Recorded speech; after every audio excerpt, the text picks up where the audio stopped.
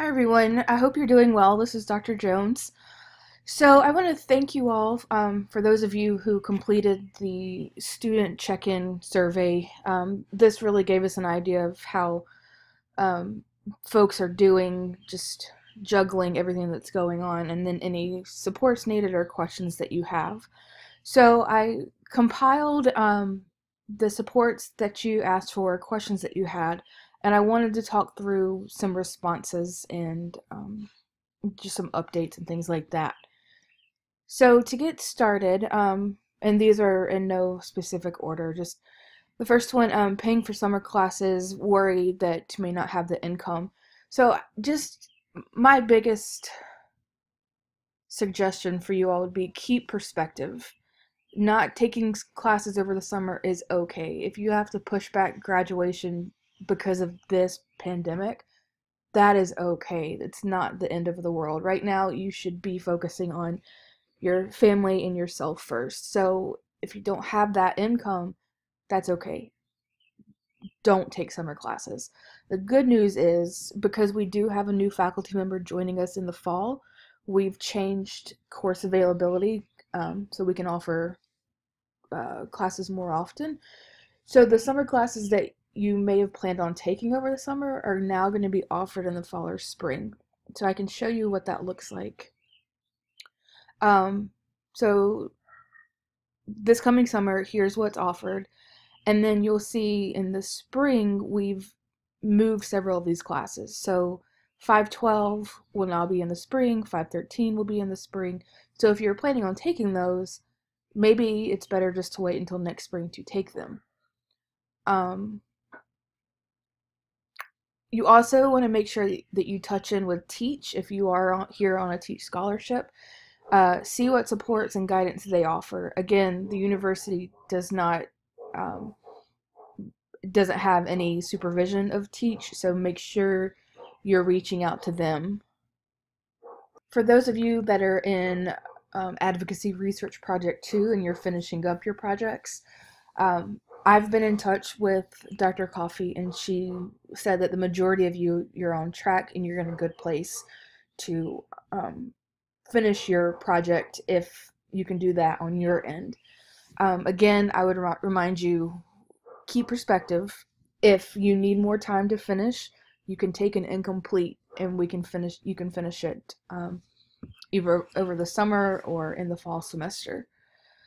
If you do decide that you need to take an incomplete and Advocacy Research Project 2 is your last class, please email me because we need to discuss what you'll need to do for registration.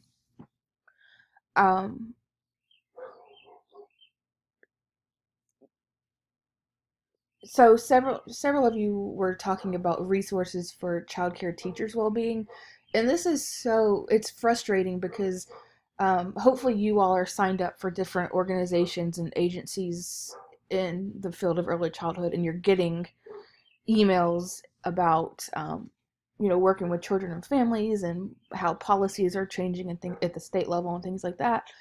But what's frustrating to me is resources have not been sent out about the provider's well-being, and your well-being is just as important as the children and families that you serve. So I've done some deep digging. I'm hoping that like NACI and DEC 0 to 3, I hope that they're working on resources for you all. But I came across, and maybe you all already know about this web page. I did not know about it, but it's ACE's Connection, and it's a community board or you could ask community questions. You can see what's already been posted, but then people are posting resources that apply to you just as much as they apply to the families that you work with. So we always talk about, recognizing ACEs with the kids and families that we work with, but we have ACEs too. So keeping in mind, what does that mean? So I encourage you to check it out, either for yourself, or maybe this could be a resource that you share with your staff, your coworkers, families that you work with. So this is the this is the home page, but I'm not going to go through it in detail, but I did see resources like the one you see here, but then also there were some webinars available that focused more on uh, um, or included topics that could be helpful to you now. So take some time, check this out. Hopefully it's helpful. But again, I would encourage you to sign up for um, emails from like NACI. Hopefully you're already on it if you're in childcare with DCDEE. Um, and if you have great resources that are for practitioner well-being, please either email them to me or share them with the group somehow, because people could really use any resources that are available. So the next one, encouragement and patience. Given that you all are adult students, you have families of your own, your job situations are incredibly stressful. Um, Several of you are probably caring for elderly parents or family members, and you're struggling to find. So this person specifically said their advocacy research project, but all of you are maybe struggling to work on coursework. Um, just keep in mind, we absolutely understand the situations you are in because we're in them also. Right now, this is a time we all need to practice patience with each other. And so, um, from what I could tell on the university front, people people meaning instructors are being lenient with due dates. We're trying to accommodate you all as much as we can. So make sure you're in communication with your instructors. We can't help unless we know what's going on. Um, on the flip side, we also ask for your patience. So I know you all are eager for grades. You want things. You want quick turnaround feedback. Keep in mind that we are all in the same boat. So some of your instructors have children at home. Some of them are caring for their elderly parents and family members. So we all really need to practice patience. Help with the community college certificate. So first I would encourage you to look at the program Canvas page. There's a module with information on the certificate. If you have specific questions regarding the application process, you need to email gradschool@UNCW. If you have specific questions regarding the courses, email me. I will say, if you are in the MED program, you're already getting the classes that you would need for the certificate. So if you decided to go apply for a community college teaching job, they're going to look at your transcript and see, do you have those 18 hours in at the graduate level for early childhood?